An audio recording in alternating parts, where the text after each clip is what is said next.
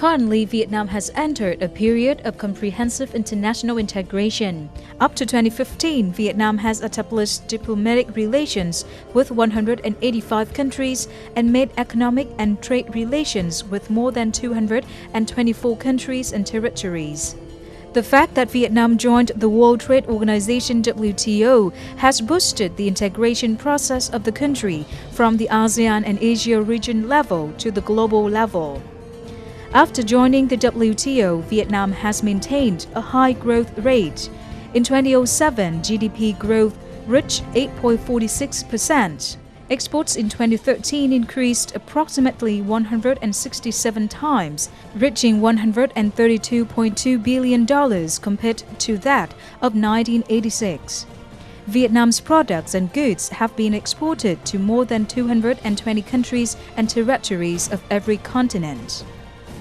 FDI enterprises have created jobs for more than 2 million people directly and million ones indirectly, accounting for more than 60% of the total exports. This contributes to the increased capital investment of the social development, exports and development of socio-economic infrastructure. The advantages of international economic integration, expanding trade relations with other countries and organizations, are the promising opportunities to make Vietnam become a country with developed economy, catching up with global integration trends in 2016.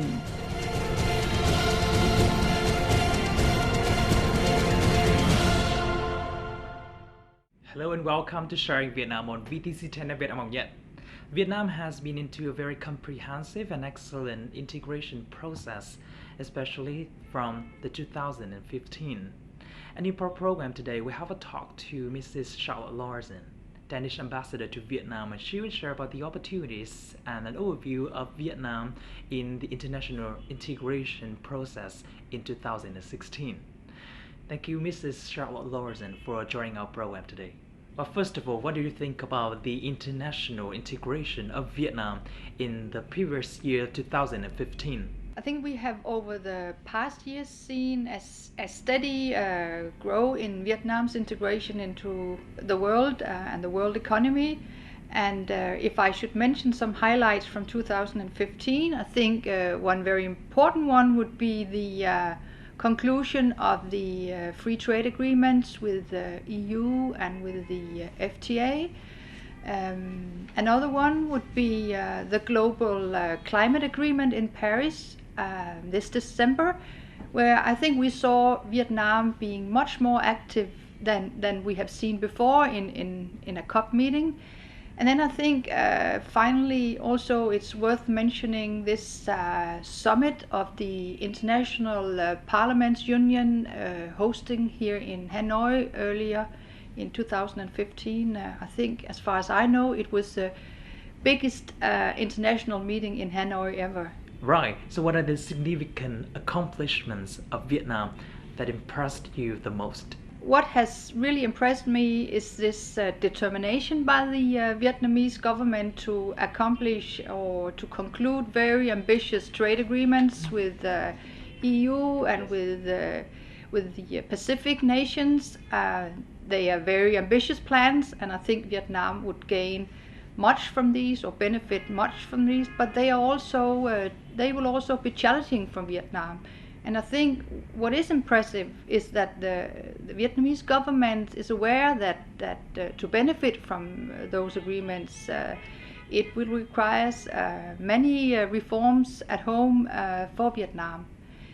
Then I think also it's impressed me that Vietnam in November last year decided to be core member of this Danish-Korean Global Green Growth Forum. As the first ASEAN country, Vietnam is now a core member. I'm impressed by that, and I want to congratulate the government with that decision. Right. So international integration is such a good platform for Vietnam to enhance its role in the local and international forum and organization, including APEC, ASEAN, or WTO, and also help Vietnam to promote the cultural exchanges with other countries, including Denmark. So what do you think about this? I think what we have seen the last years is that Vietnam is taking the next step in its foreign policy. You can say moving maybe from being active participant to more active contributor towards global integration. And we see that with the different agreements just mentioned on economic integration. And I'm quite sure that when these agreements will be entered into force, we could also see other areas that could develop, like culture, like tourism, and other maybe more exchange, promote of exchange. Yeah, but we have, I think we already now have good cultural exchange. Denmark have had a cultural program. We have had a cultural fund where we have supported different cultural activities here in Vietnam, and especially activities with some kind of exchange between Danish and Vietnamese artists.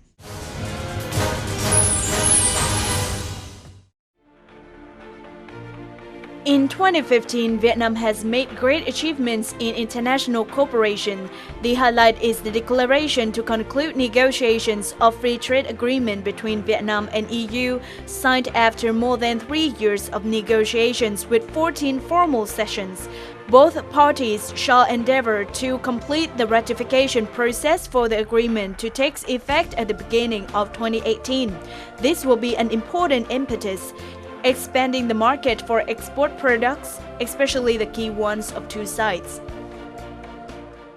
The FTA has been agreed, has not been signed yet. It has to be ratified, so most probably the FTA will be implemented by 2018.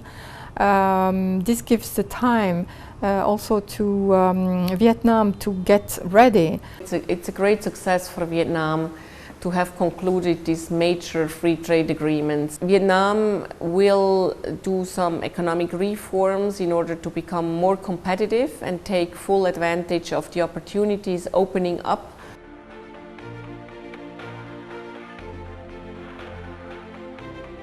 After 16 years of participation in the ASEAN, the cooperative relationship between Vietnam and the ASEAN has created comprehensive and profound impacts on the economic, society, and politics of Vietnam.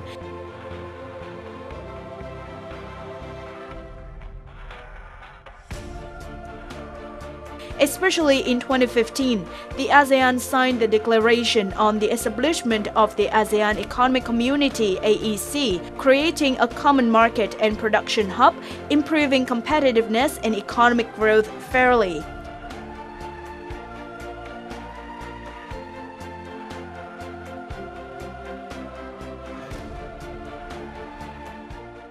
As soon as you have a community of countries, that's the possibility for the people to be much more mobile.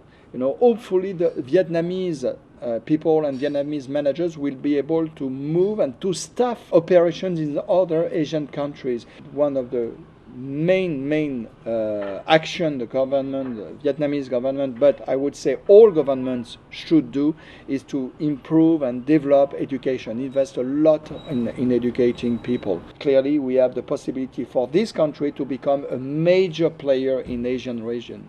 And in terms of our relationship between New Zealand and ASEAN, of which of course Vietnam is an important member, we've recently moved to a strategic partnership with ASEAN, between New Zealand and ASEAN, and that really shows New Zealand's commitment to this region, which is essential to our prosperity and our security in the future.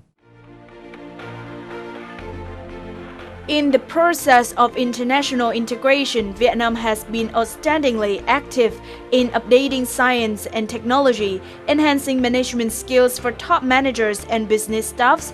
Also, Vietnam gradually brings the activities of businesses and the economy into a competitive environment with creative thinking to promote economic restructuring and the efficiency of production.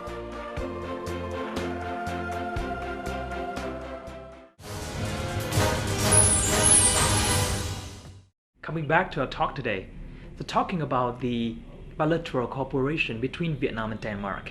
What did the two countries do last year, 2015, to boost the cooperation between Vietnam and European Union? Denmark is a member of the EU, and we actually initiated the talks on the EU-Vietnam free trade agreement during the Danish presidency in 2012.